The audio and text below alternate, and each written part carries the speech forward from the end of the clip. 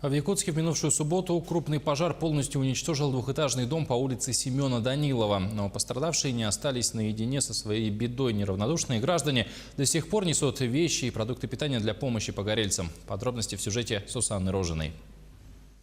50 человек в один миг остались без жилья. Ценные вещи, документы, одежда. Сгорело все. Людям чудом удалось спастись самим. Сейчас решается вопрос об их размещении. Управа подыскивает им жилье в маневренном фонде. Погорельцы со слезами на глазах благодарят тех, кто откликнулся и протянул руку помощи.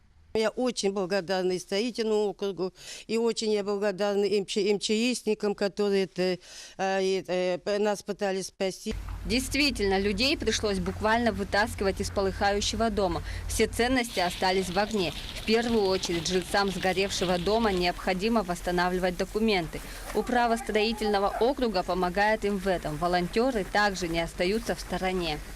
Приходят целыми семьями, приносят вещи. В вещах мы уже не нуждаемся. Как видите, в общем-то, количество вещей превышает. Мы еще не все разобрали, но все, что подходит людям, все отдаем, всех людей одеваем.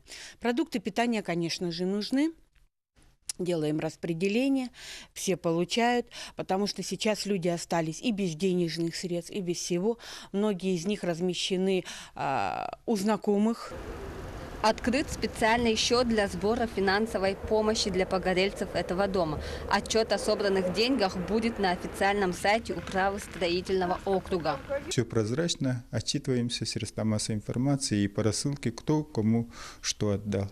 Средства отправили 72 гражданина, и мы хотели бы поблагодарить Ивана. Он фамилию не сказал, потому что сказал, что афишировать не буду, доброта как бы не афишируется. Он перечислил передал семье Харитоновым 20 тысяч рублей.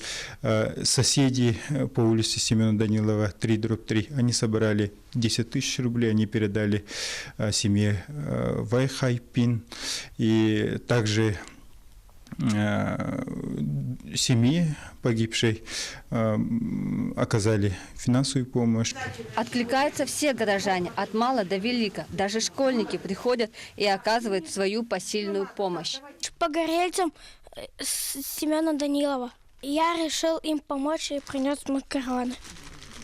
Радует, что именно в такие сложные моменты люди проявляют свои лучшие качества, доброту, отзывчивость и готовность прийти на помощь ближнему. Сусанна Рожина, Григорий Николаев, Якутск.